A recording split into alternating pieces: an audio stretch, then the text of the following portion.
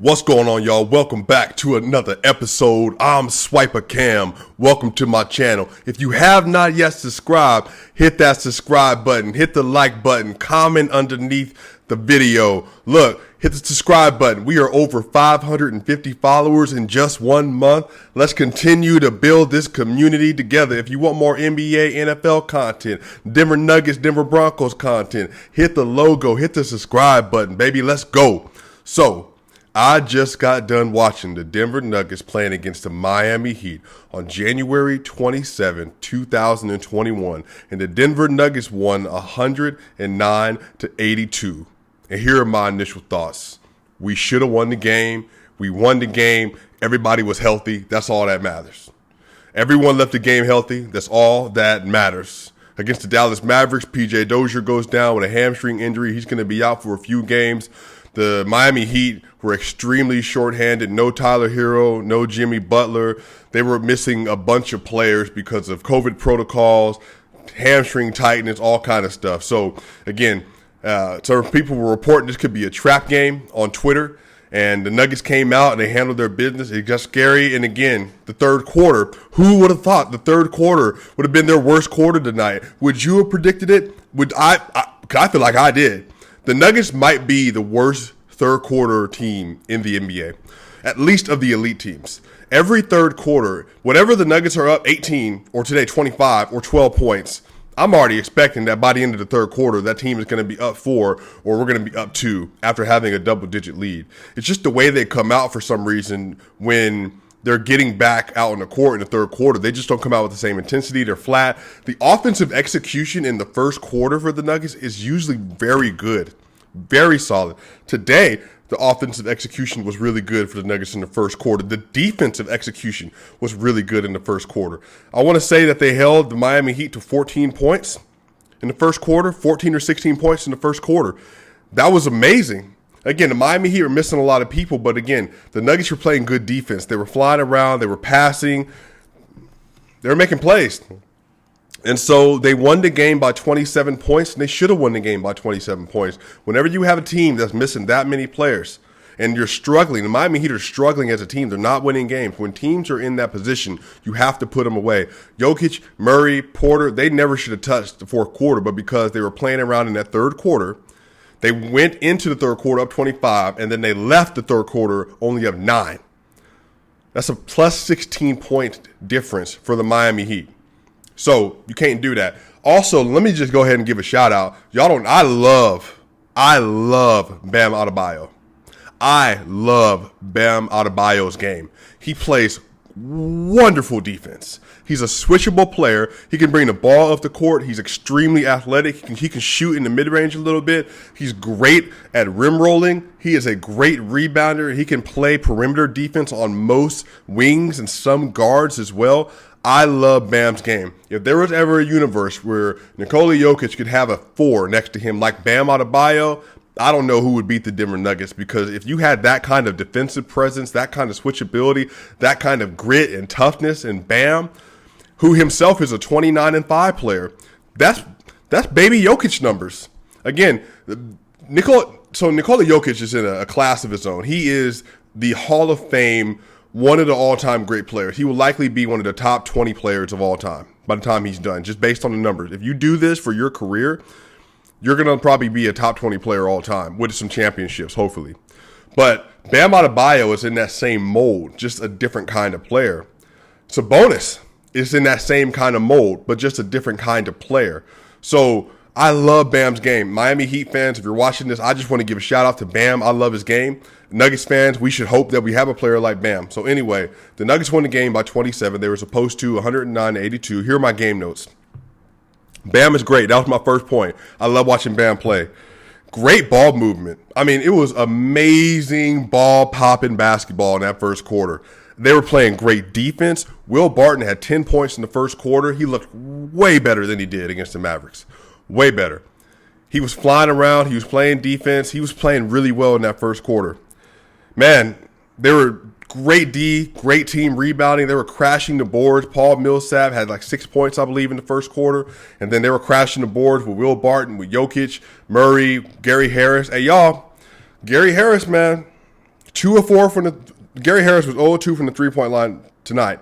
But Gary Harris is shooting over 46%, I believe, in the last 9 games from the 3-point line. I have a question, just a question. Has Gary Harris been a better two-way player than Jamal Murray has for the last several games? Just a question. Answer in the comment section. I just thought about it. So, again, Jamal Murray tonight had 14 points, 5 rebounds, 4 assists, only 4 of 11 from the field, 2 of 4 from the 3-point line, 4 of 4 from the free throw line. But he was a plus 30. He was a plus 30 tonight. Plus 30. Gary Harris, 35 minutes, 7 rebounds, 2 assists, 7 points, 2 rebounds, 7 assists, 3 of 7 from the field, 0 of 2 from the 3-point line, 1 of 1 from the free throw, and he was a plus 31. Highest plus minus on the team today. Gary Harris played a really good game.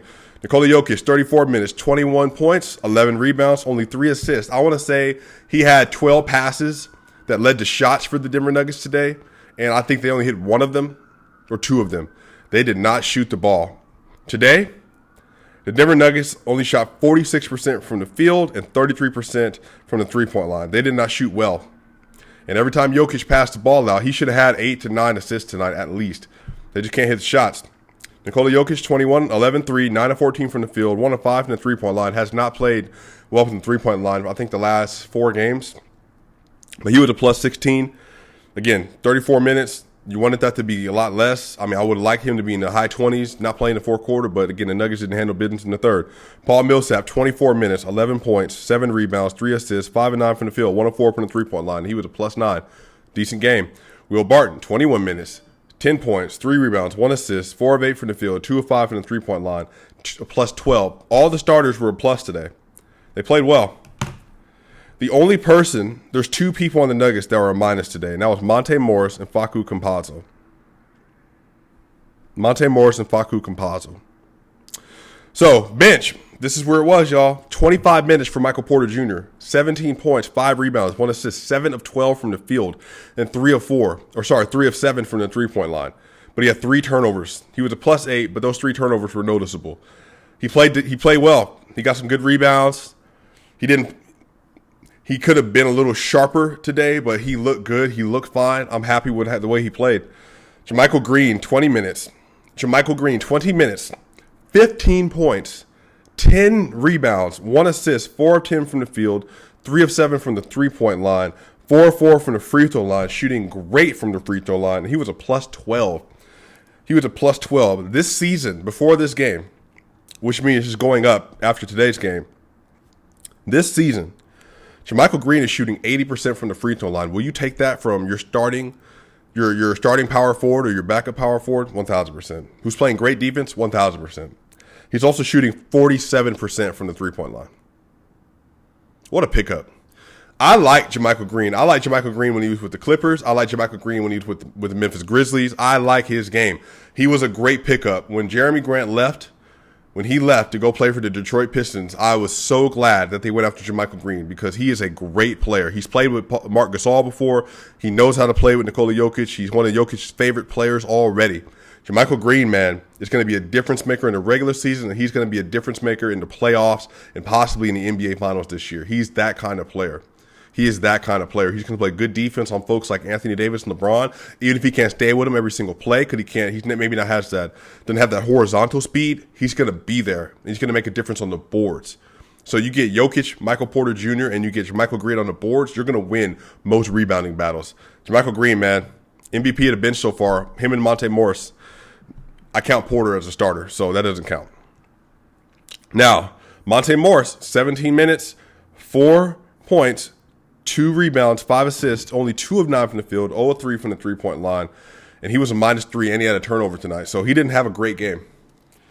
He was hesitant to shoot. One of the things that I really noticed today is that Jamal Murray and Monte Morris were both hesitant to shoot 3-pointers. Jokic, once again, was kicking the ball out, so Miami, because they were short, they wanted to play zone. So they went and played a 2-3 zone against the Nuggets, which are one of the best zone teams in the NBA.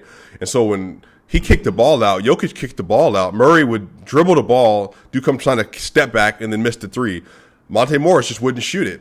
And so what needs to happen is our team needs to think a little bit differently about, I know they want to play really unselfish, they want to drive and kick, I get it. But when you have space, shoot it. Make the defense pay. Because, again, if you shoot that ball as your guards are shooting the ball, and, again, Gary Harris is shooting the ball well. Jamal Murray is a dangerous three-point shooter. Michael Porter Jr. is the most dangerous three-point shooter on our team. If they shoot the ball, even if they don't make it, that extends the defense and gives us an opportunity to get an offensive rebound. So shoot. As soon as you get it, shoot the ball. The bench got in today. The bench got in today. And R.J. Hampton played 8 minutes. He was a +6. Good effort. Great effort. I like R.J. Hampton. I like the way he looks. He missed a bunny layup today. He should have made it, but I like his minutes. Can't expect much from him, but I like seeing him play. Marcus Howard, 2 of 2 from the three-point line with 6 points, 2 assists, a +4. Marcus Howard, man, again, he's only 5'10", 5'11". He was the NCAA leading scorer last year at 27 points per game. That dude can just shoot the ball. He can shoot the ball. Marcus Howard can shoot the ball. He won't get any playing time for the Nuggets for real this year, maybe not even next year, but he's a good person to have on the bench that is just a scorer when you need be. Bol got some time tonight, got 2 minutes. Black Coach Hanchar got 2 minutes tonight. And Zeke Naji got 2 minutes tonight, had 4 points, 2 rebounds, was a +4. I think Zeke can get some playing time this year. Maybe and Hartenstein did not play. Once again, another coach's decision, DMP, did not play.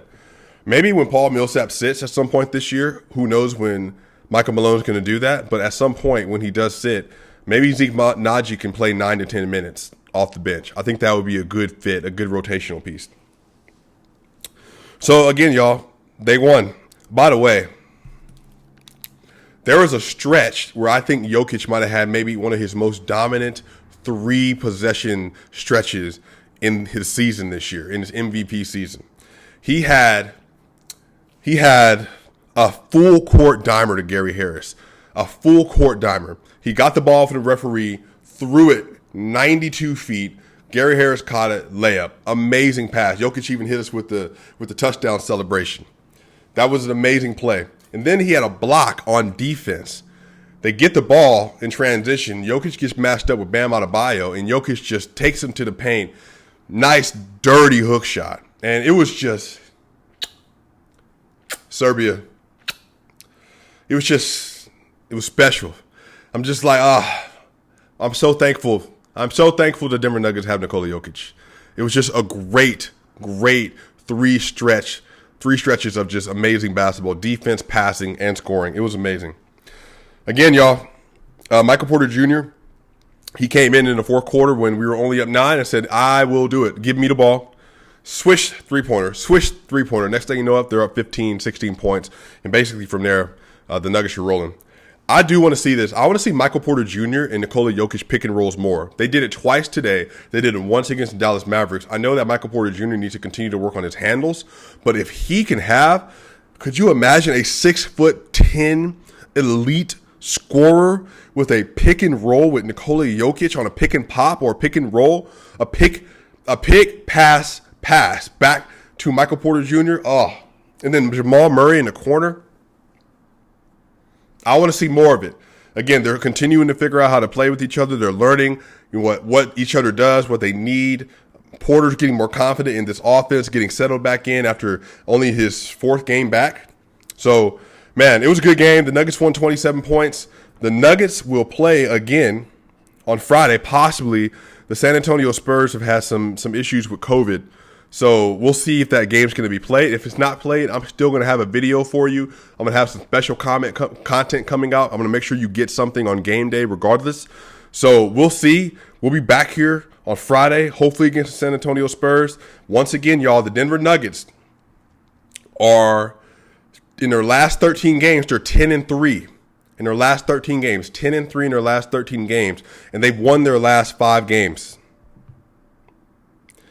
The Denver Nuggets are on a 5-game winning streak, and they could possibly go on a 6-game winning streak by Friday and then be heading up with the Utah Jazz on Sunday. So they're rolling right now. They're shooting up the standings.